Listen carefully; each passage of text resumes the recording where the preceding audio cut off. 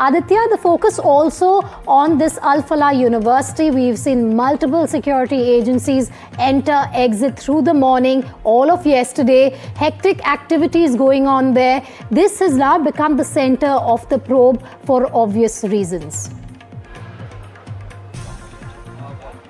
Well, that's right, Vedika. You know, two of the epicenters of this new JESH module of the doctors is the Al-Falah University and also the rented accommodation that was taken in the Dodge village of Faridabad in Haryana. So this becomes the focal point of the investigation both for the Haryana police, the J&K police, and apart from that, the NIA that has just taken over the investigation yesterday. In the coming hours and days, we could see the NIA also visiting the Al-Falah University because this is directly linked to the Delhi bomb blast. Now, we've had a statement from the Al-Falah University condemning, the blast and also expressing solidarity and condolences with the victims. But that's not enough. The agencies and the police will go through what kind of activities were happening there since the last few years. We know that since 2019, they had the medical courses in implementation, and the majority of the students and the doctors inside this particular university and medical center were from the Kashmir Valley. So what kind of connection was there? Were there other people that were recruited as well? Yesterday, J&K police and Haryana police had picked up 3 junior doctors from there. They were interrogated threadbare. They did confess that they were in touch with Muzammil and others, but they were not aware of any kind of terror conspiracy or ammunition that was stored by Muzammil and others in this particular university, and also the rented accommodation not very far away in Faridabad, Haryana. So this particular Al-Falah University becomes very, very critical because both Muzammil and Shaheen were part of this particular university. They were using this particular area for storing some of the ammunition and weapons, and also perhaps trying to recruit and indoctrinate other doctors into this entire web of the Jaish-e-Mohammed doctors module. So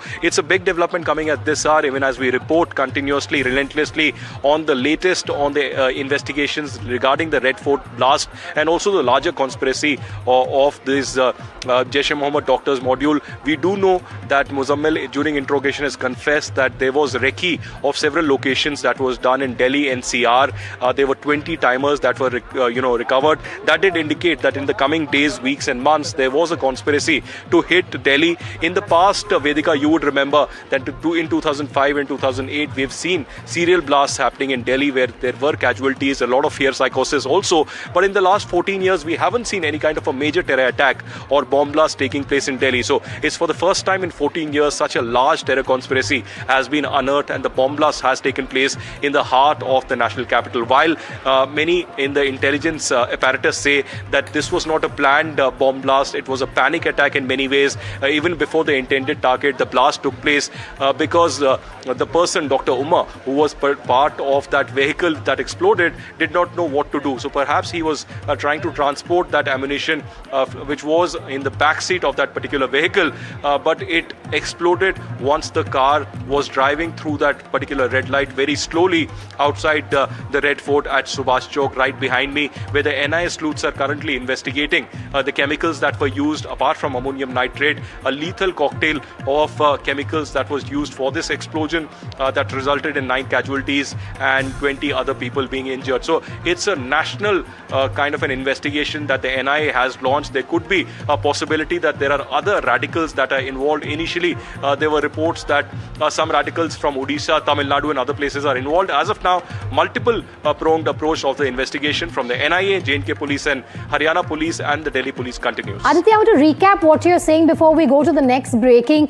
which is that a major revelation has been made in the investigation, which is that the Red Fort, India Gate, the Constitution Club, the Gauri Shankar Temple, major railway stations and shopping malls were on the terror radar of these terrorists, and this conspiracy was underway from January 2025, and the terror module had been something similar to 26/11 Mumbai attacks is what they were planning for several months.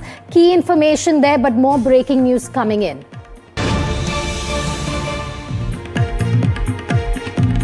We're bringing you more news on Umar Mohammed and the last few minutes before the blast took place. What we're getting to know, according to sources, is that the explosive was kept in the back seat of the I-20 car. It is suspected that Umar Mohammed went to the Red Fort, parking lot because originally he planned to detonate the explosive there.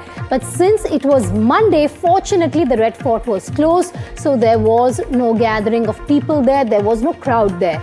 That is why he left the parking lot. According to sources, he was in a state of panic, due to which the entire explosives, remember, were seized on the same day, and there was a state of panic that he got into because his companions were caught. He feared arrest, and in this state of panic, viewers, we believe the explosion was carried out inside the car. You see the visuals there on your screens. The moment of the explosion, it seems he panicked, because of which he triggered that explosive, and that was the result.